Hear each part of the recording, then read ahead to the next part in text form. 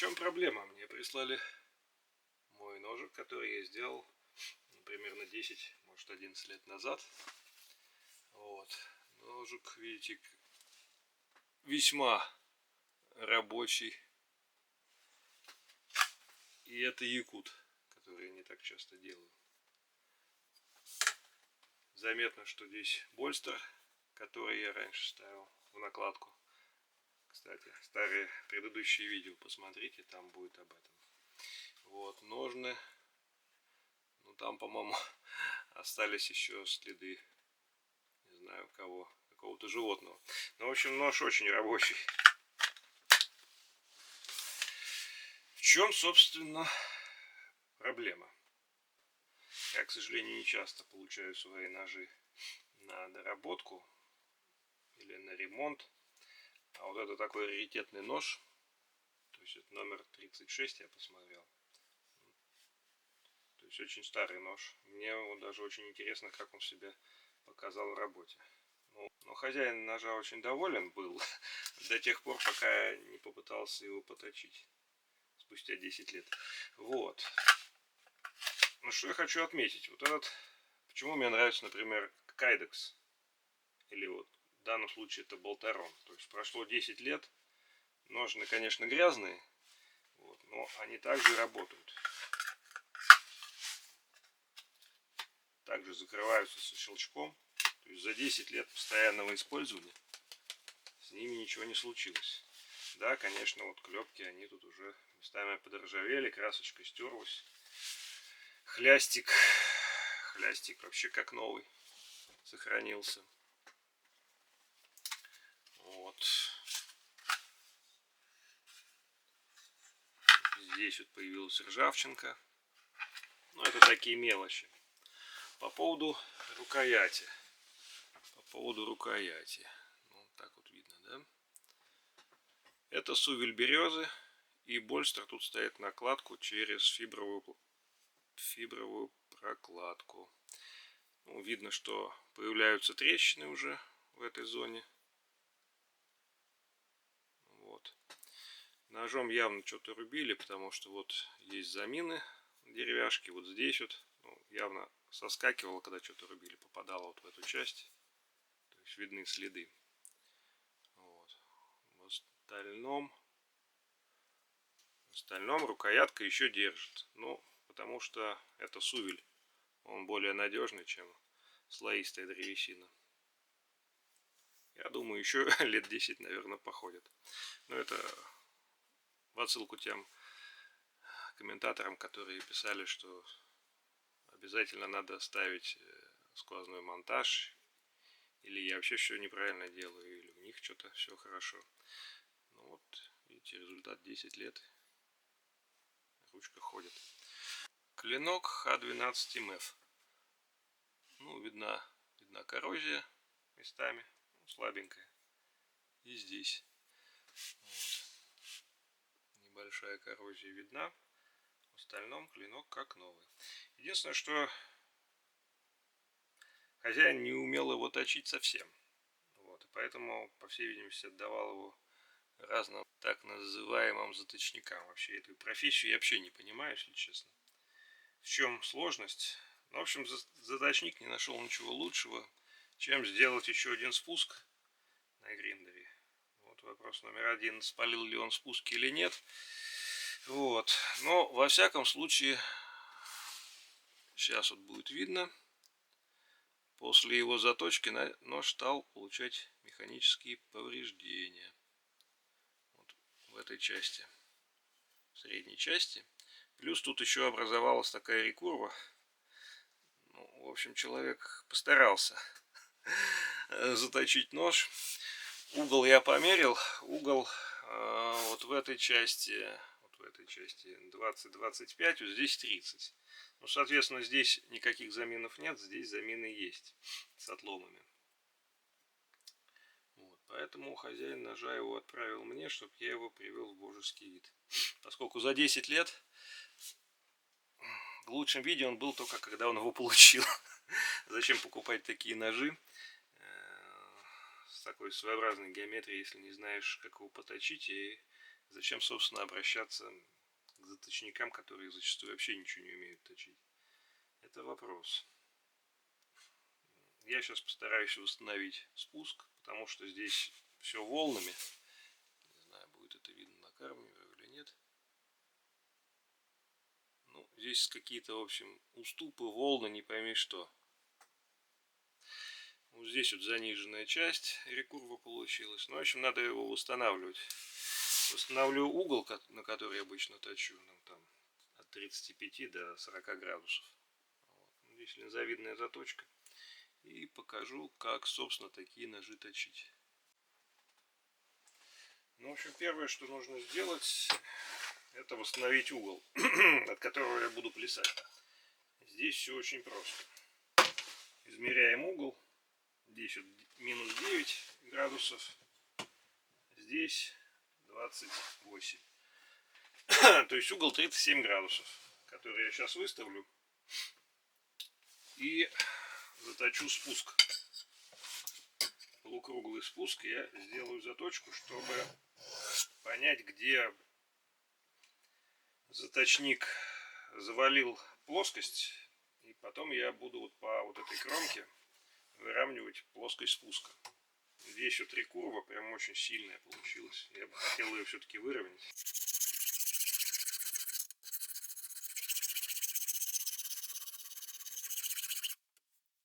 Да, вот здесь вот довольно сильный скол образовался. И кромка получается неравномерная, конечно. Но это я поправлю, когда делать буду спуски. То есть вот здесь вот придется стачивать много, и вот здесь вот.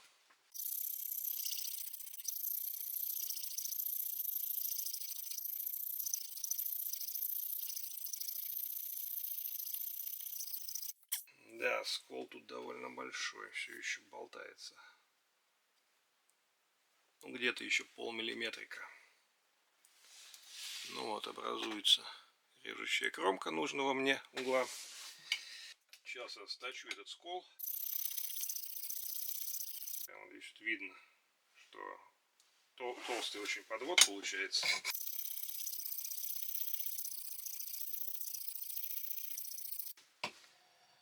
Так, ну почти ушел скол. Вообще эти ножи точат с этой стороны. То есть его кладут на плоский камень и точат вот таким движением. Здесь с этим ножом невозможно его испортить. Но я вижу, что с этой стороны этот нож вообще никогда не точили. То есть его пытались точить с этой стороны. Вообще заточка ножа дело очень простое. Я не понимаю, почему люди этого боятся. Это связано не только с этими ножами, со специфическими, но и с обычными. Люди не умеют их точить.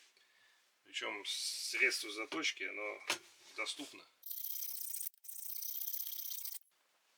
Сколы ушли. Появилась серьга, режущая кромка. Вот ее видно. И сейчас я буду заваливать спуск на нее. И равняться уже по этой линии, которая, собственно, стала более-менее ровной. Буду пытаться вот эту вот яму как-то убрать. Следующим действием я буду подводить линию спуска полукруглую. Здесь вот карбинка образовалась, вот здесь вот яма такая. Я буду подводить ее к режущей кромке, чтобы она практически в ноль сошла. Вот. И заодно вот этот уступ выровняю.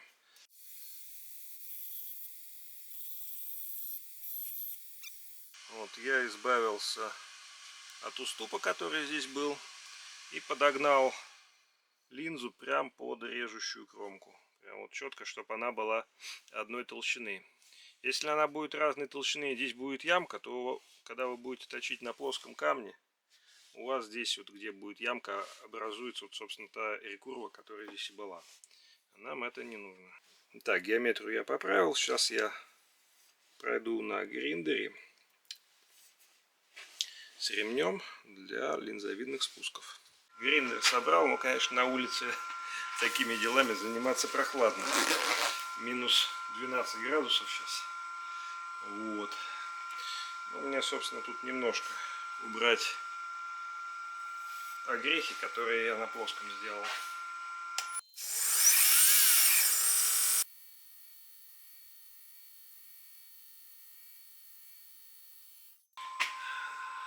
Ну, собственно, практически все. Чуть-чуть еще точечки от ржавчины остались, но это такие мелочи для рабочего ножа. Ну вот, и почти не видно РК, который я сделал предварительно. Вот. Сейчас обработаю скотч-брайтом.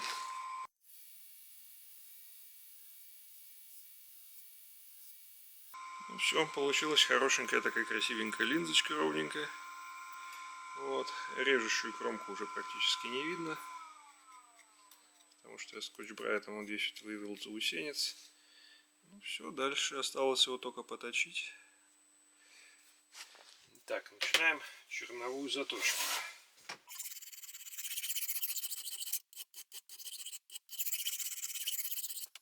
Так, смотрим на заусенец. Ну вот, видно, образовался заусенец на режущей кромке.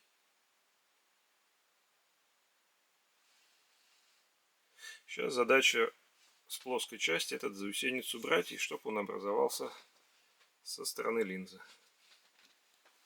Так, для этого понадобится плоский камушек, вот этот 300-й зубр. Вот.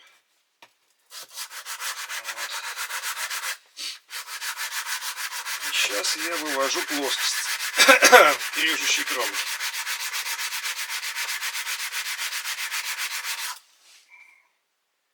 Вывожу плоскость. Вот в этой части плоскость уже вышла, а вот здесь вот, здесь все-таки кто-то уже поработал чуть-чуть, поэтому не вышло. Значит, нажимчик у нас пойдет в эту часть. Где-то ставим пальцы на 2/3 клинка ближе.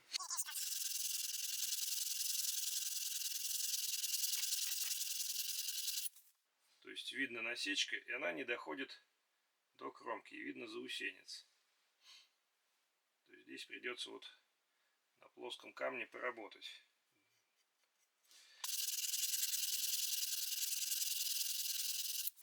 В общем, самое муторное в этих ножах — это сделать плоскость вот эту, потому что она должна быть ровной.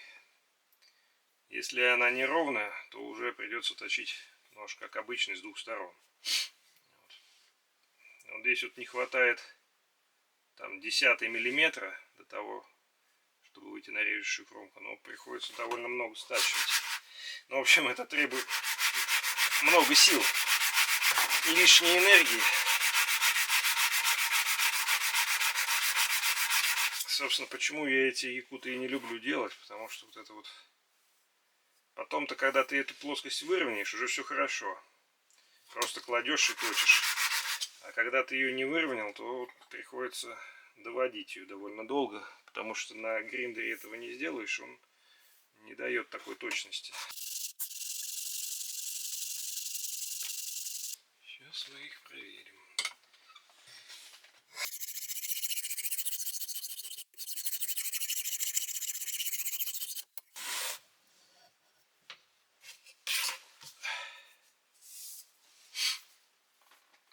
Так, заусенчик образовался. Красивенький, ровненький.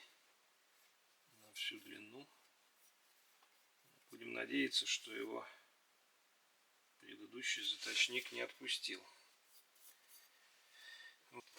Сейчас я этот заусенец буду убирать.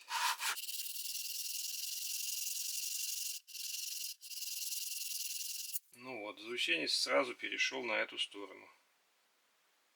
Его уже видно. Надеюсь, его видно. Заусенец по всей поверхности получился.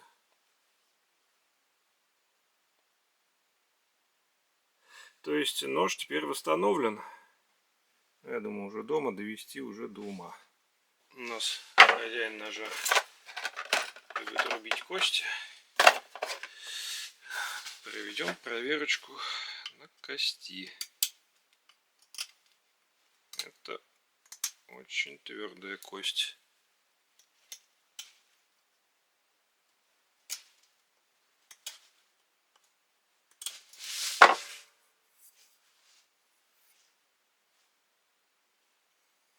Никаких повреждений я не вижу.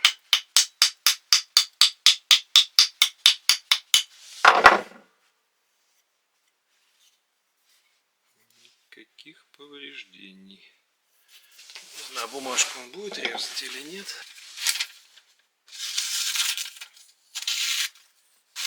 Да, заусенец тут довольно сильный. В общем, никаких повреждений я не вижу.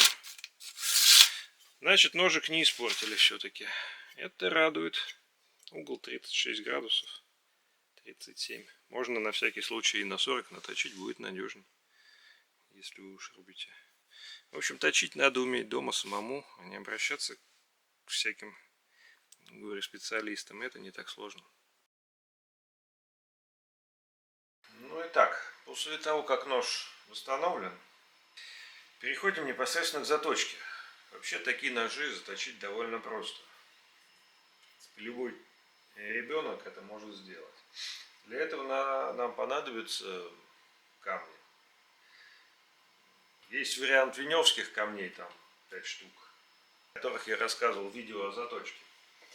Вот. Ну, можно обойтись и более дешевым вариантом, допустим, вот китайских камней. Грибностью 200, 500 и 800. Это более чем достаточно для бытовой заточки. Если у вас нет заточного механизма, можно воспользоваться простым методом. Вообще именно прелесть этого ножа в том, что его очень просто заточить, но его довольно сложно сделать, потому что приходится вручную выравнивать вот эту вот плоскость. Потому что гриндер, площадка гриндера не обеспечивает такой точностью, ее обязательно надо обрабатывать вручную. Итак, что нам понадобится для заточки, если у нас нету ничего, кроме нескольких камней? Принцип абсолютно такой же, который я использовал при восстановлении. То есть берем камень 200 грибности, кладем на стол, прижимаем двумя пальцами нож в зоне спуска и начинаем его потихонечку по плоскости водить. Тут все очень просто, потому что мимо плоскости промахнуться невозможно. Это может сделать, в принципе, ребенок. Не надо отдавать никаким заточникам на заточку эти ножи. Чтобы не скользило, допустим, вот так вот.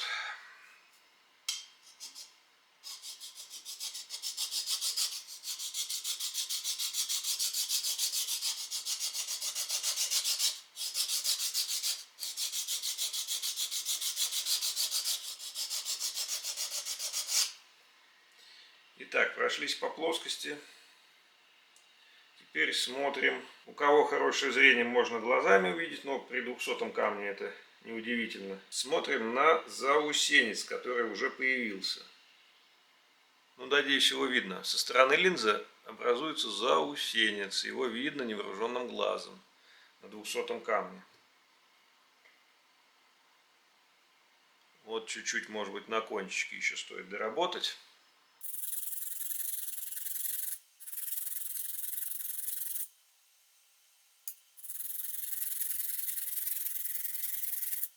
Заусенец есть. Дальше нужно этот заусенец сейчас будет снять на этом же камне.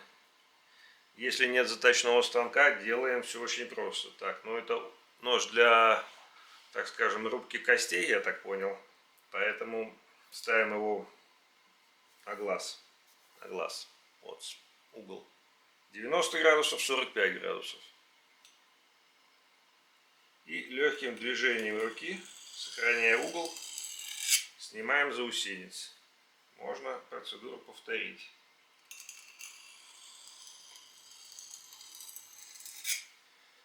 Все. И проверяем.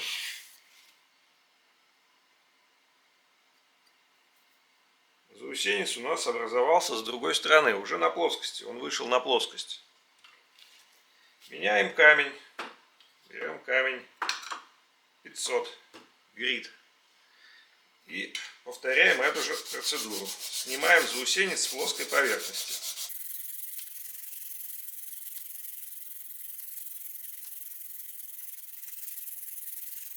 Процедура абсолютно несложная. Не надо бояться. Потому что люди насмотрятся обычно видосы заточников, а у них задача как можно больше усложнить свою работу, чтобы придать ей большую значимость. Но на самом деле все гораздо проще, чем показывают видео. А также они же все сидят на контракте с какими-нибудь заточными системами. И им надо все это продавать, различные камни, точилки и все остальное. Поэтому чем больше вы будете смотреть, тем больше они вас будут запутывать. Будете покупать точилки по 40-50 тысяч рублей, камни разные. Никакого смысла в этом нету. Для бытовой заточки хватает 3 камней. Стоят, я не знаю, сколько они стоят. Китайские камни 1000 рублей, наверное, от силы. Все 3 штуки.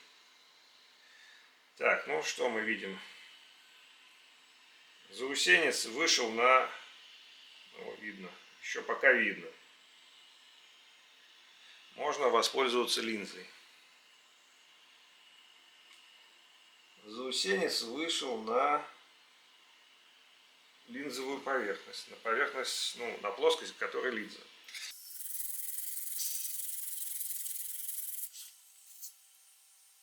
Нужно добиться, чтобы заусенец был везде одной толщины. Ну, во всяком случае, чтобы не было прогалов. Потому что прогал говорит о том, что у вас там сколот кусочек или есть какое-то повреждение.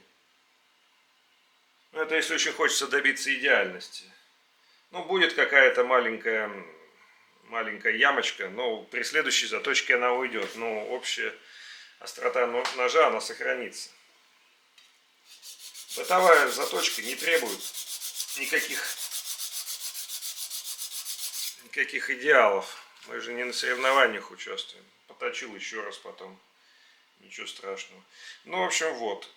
Заусенец у нас на линзовидной стороне. Теперь задача та же. Надо убрать заусенец. Ставим под 40-45 градусов. И легким движением руки, сохраняя угол, снимаем заусенец. Смотрим. Заусенец еще местами есть.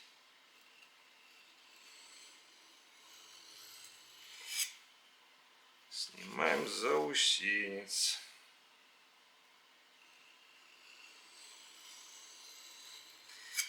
Конечно, для этой процедуры лучше воспользоваться точилкой.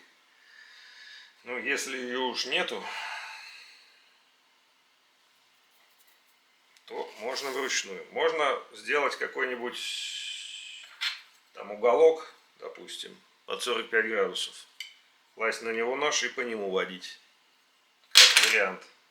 Или угольник.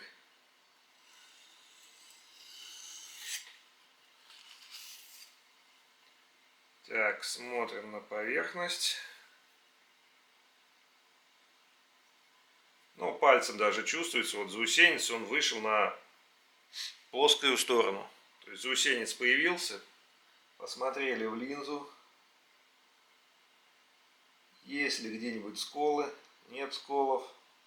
Нет сколов, значит заусенец полностью на всей поверхности, значит меняем камень на 800. Так, сейчас заусенец должен перейти на поверхность с линзой. Ну вот здесь его сразу видно. Сразу видно.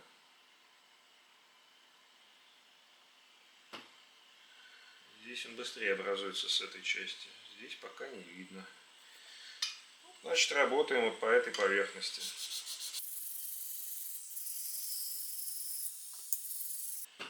Хорошо, уже видно. Все, процедура та же. Убираем. Ставим под 40-45 градусов. Убираем заусенец.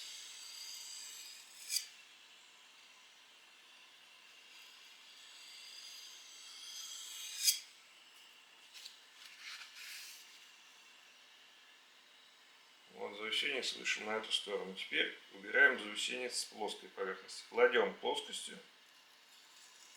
Просто убираем Ну, так же, как мы и точили, собственно. Убираем заусенец на себя.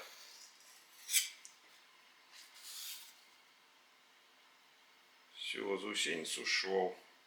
Ну и здесь его не видно. Можно для страховки сделать еще несколько. Убираем заусенец со стороны линзы. И убираем заусенец со стороны плоскости. На себя.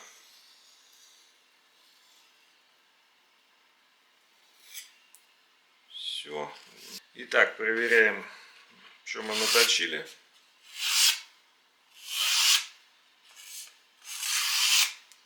Зацепов я не чувствую.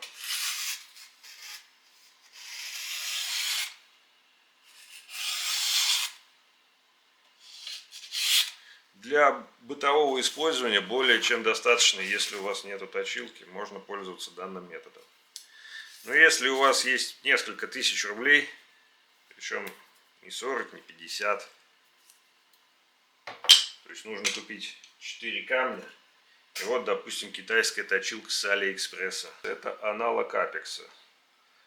Она стоила 1002 или 3, плюс камни вот эти. Купите ее и не мучайтесь.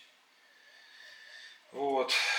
Я довольно долго разрабатываю свою точилку, потому что складная типа Апекса мне не очень нравится. Ну, она страшненькая. Вот. Я ее как-то дорабатывал, но тут есть такие узлы, которые не очень мне нравятся. Я вот сделал свою точилку под те же камни от Апекса. Вот, она чуть-чуть побольше, но смотрится получше. Но мне приятнее пользоваться своей точилкой. Вот. У меня много прототипов. Вот алюминиевая точилка. Я их пока не пускал в продажу. Не знаю.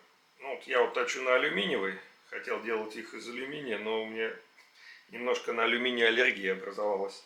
Поэтому с алюминием я отказался работать. Вот. Алюминиевая точилка, вот я обычно пользуюсь. Сейчас вот перехожу на пластиковую.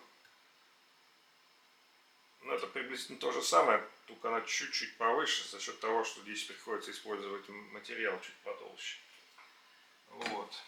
Сейчас я покажу, как мы этот нож заточим с помощью точилки. В общем, принцип, собственно, такой же. Берем камушек.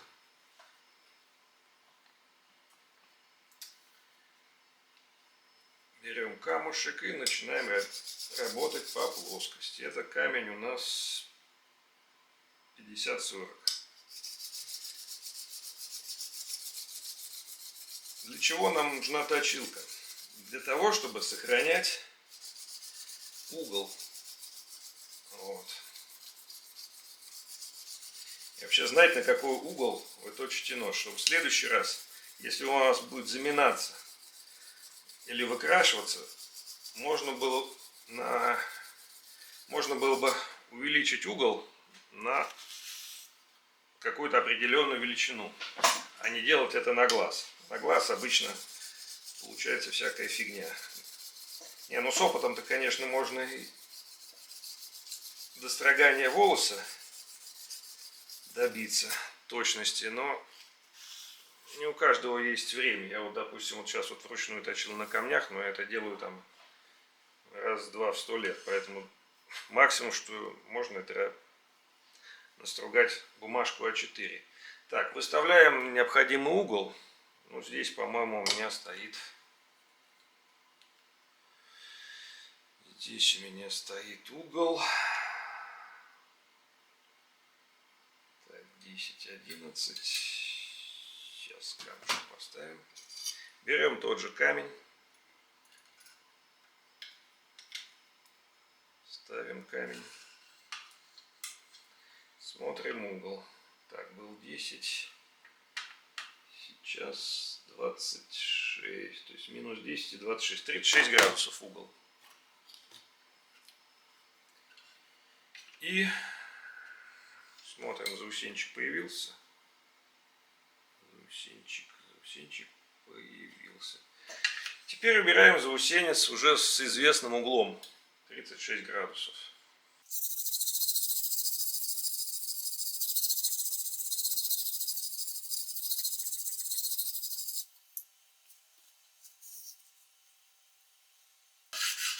А я его сейчас не вижу, потому что я точил вручную и мог завалить угол не 40-45 градусов, а мог и на 50.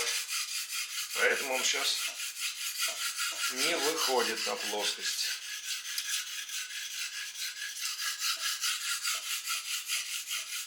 Поэтому я очень рекомендую купить точилку. Я не знаю, буду ли я свою точилку выкладывать. Наверное, буду, потому что уже очень я на нее много времени и материалов извел. Хотелось бы ее чуть-чуть окупить. Но, в принципе, получилась довольно симпатичная вещь. Как мне кажется, и вполне работоспособная. Вот он сейчас появился, да. Я когда точил вручную, я,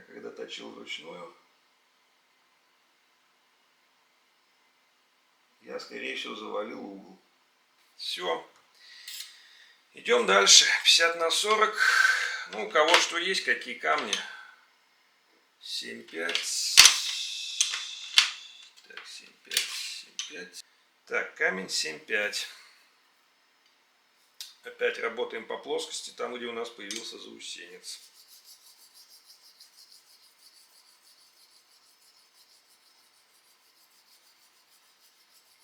Ну, 7,5 это уже, наверное, больше 1000 грит. Так, по ощущениям. Тем более он у меня зализанный такой. Задача опять та же, вывести заусенец на поверхность с линзой. Но, если честно, я люблю обычные ножи. Их поточить можно гораздо быстрее, чем вот заниматься вот этой вот ерундой. Ну, кому что. Главное уметь это делать самому, а не отдавать это заточникам, платить деньги, зачем это нужно. Обязательно контролируем заусенец с помощью линзы.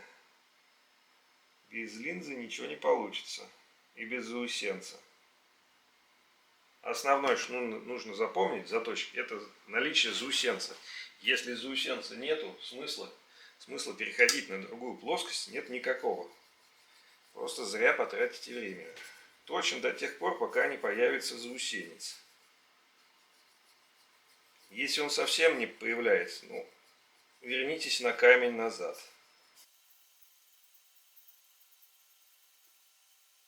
2014 бы, конечно, камень тут больше подошел бы. Ну уж ладно, что есть. Просто тут проблема в том, что приходится полировать всю плоскость. Вот, что мне не нравится в этих ножах. Когда вы грубыми камнями работаете, да, это очень удобно. А когда вот такими мелкими, ну да, тут приходится повозиться. Практически тут вся плоскость работает. Сколько металла приходится снимать, чтобы вот заточить такую линзу. Поэтому этот нож не для камней с мелкой гривностью. Я думаю, 800-го камня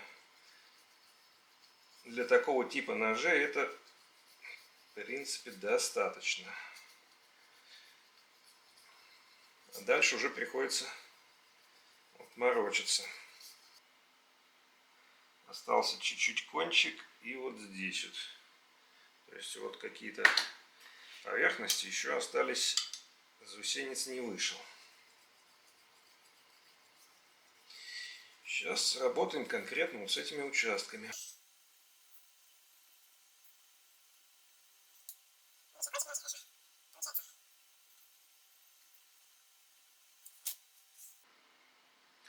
Так, ну все, вроде заусенец есть. Так, теперь ставим этот камень на точилку. Под тем же углом сейчас мы будем снимать заусенец с поверхности, со стороны линзы.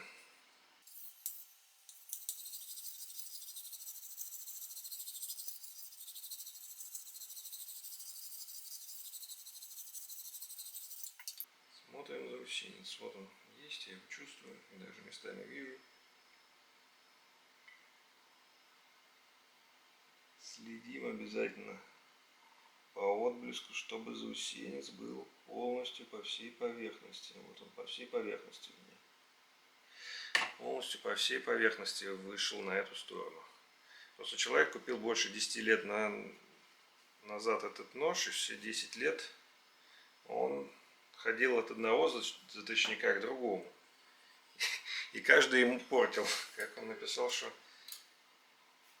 он был острым только когда он был в моей заточке. А после этого он 10 лет с ним мучился. Вот. Так, это 3-2 камень. Ну, как вы сами видите, здесь никакой сложности нету. Нужна самая простая точилка, которую можно найти на рынке. Потому что у всех один и тот же принцип. Направляющая и площадка. Вот. На площадку кладем нож под определенным углом точим. Никаких тут супер точностей, ничего здесь не надо. У меня здесь вот на этой точилке никаких люфтов нету, но если он даже был, я показывал в предыдущем видео о заточке, то разницы вы бы не почувствовали никакой. Поэтому переплачивать за точилку. Есть так называемые профессиональные точилки. Ну, как их называют профессиональные, это с такими здесь вот лапками. Это самая неудобная и дурацкая точилка, которую только можно купить. Во-первых, она стоит как самолет. Во-вторых, это точилка для новичков. Там зажимаешь нож, можно его туда-сюда переворачивать. У меня такая точилка была, это крайне неудобная вещь. Во-первых, об нее куча народу режется, потому что он всегда зажат. Чуть-чуть это самое шевельнулся не в ту сторону и порезал себе руку. Здесь нож никогда не закреплен на точилке. Я его всегда снимаю. Хотя здесь можно поставить магниты. Так, можно поставить магниты. Вот. Но я не пользуюсь. И второй минус в том, что зажимы нож без голомени, который имеет прямоугольное сечение. То есть вот эта часть хотя бы должна быть плоской. Его не зажмешь. И даже если она плоская, если нож сняли с точилки, вы уже назад его не поставите. В то же положение вы его никогда не поставите. Поэтому придется каждый раз нож перетачивать с самых грубых камней до самых маленьких. А здесь же угол у меня всегда известен, а плоскость всегда плоскость. А губки не позволяют зажать нож достаточно точно и достаточно ровно. Он будет в любом случае гулять на плоскости.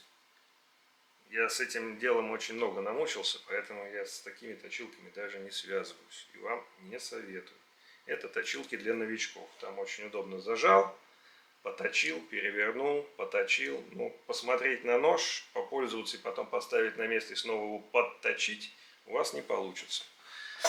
Вот, поэтому я рекомендую точилки вот такого вида всегда. Так, камень 3-2. Продолжаем водные процедуры. Но, если честно, обычный нож я бы уже раз 5 поточил. И поточил бы его гораздо лучше, чем вот на вот этих камнях. Для такого ножа нужен камушек побольше, хотя бы раза в 2. Но у меня таких камушков нет, я ими не пользуюсь.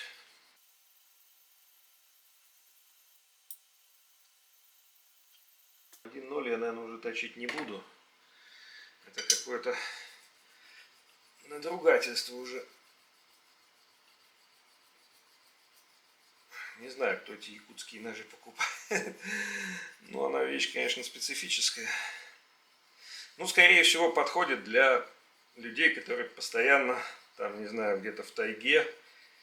Ну, даже если ты в селе живешь, у тебя есть стол, есть возможность поставить станок. Не знаю, ну, это реально для, наверное, каких-то якутов. В Якутии, когда у тебя там 2 бруска вот таких вот, и у тебя больше ничего нет, да, тогда, может быть, он удобен. И то надо куда-то этот камушек поставить. А вот для такой бытовой работы в доме, я бы все-таки взял нож с обычными спусками и не мучился бы вот этой вот ерундой.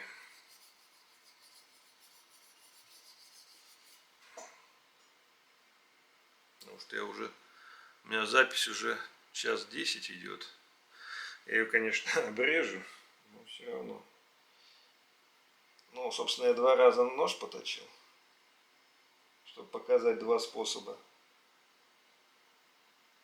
Так, ну вот, хорошо, у меня тут видно полностью появился заусенец.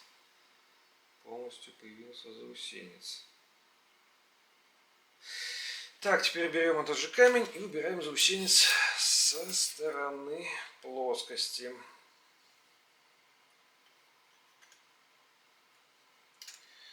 Вот, и хозяин ножа попросил снять видео, собственно, чем я и сейчас занимаюсь. Тем более это вот как раз по теме моих планируемых точилок.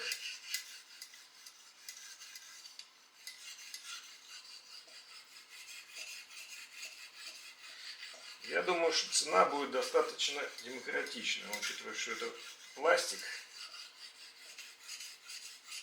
Вот. Он, конечно, сейчас не дешевый. И принтер у меня достаточно дорогой. Он один из самых таких качественных принтеров. Что позволяет сделать достаточно точные детали. Здесь металл в пластике, что гораздо лучше, чем когда металл в металле здесь ходит. Вот этот элемент пластиковый можно делать карбоновый или из другого какого-то более прочного материала, но я пока никаких износов на нем не вижу. Я сейчас точу вообще без смазки, то есть он гладкий у меня стержень, здесь никакой смазки нету. Так, смотрим. Заусенец. Да, здесь хорошо выходит заусенец. Здесь заусенец выходит очень хорошо. Так, ну, у меня есть еще один 0. Я сейчас на нем этот заусенец и сниму. Движением на себя убираем заусенец.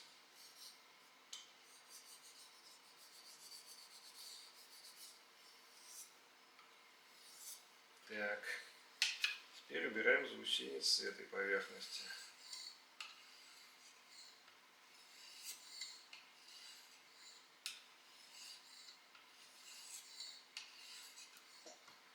И повторяем.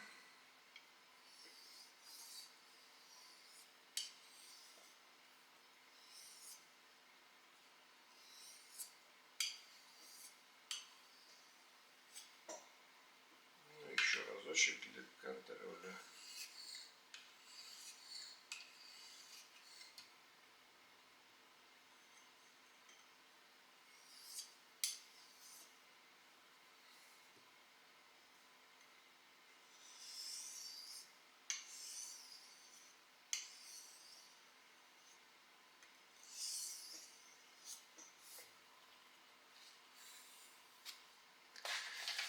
Так, ну что, смотрим на нашу бумажку. Ну, конечно, разница есть. Заметно. Разница заметна. Но для бытового, опять же, использования смысла морочиться, наверное, нету. Быстренько поточил за 5 минут и пошел дальше работать, чем вот. Потому что, ну, провел ты 5 раз по деревяшке, там, 2 раза по шкуре, и все, он, собственно, станет такой же, как и нож с заточкой простыми камнями вручную. Но опять же, ну, каждый сам выбирает. Сейчас я еще, наверное, тут кое-где заусенцы остались.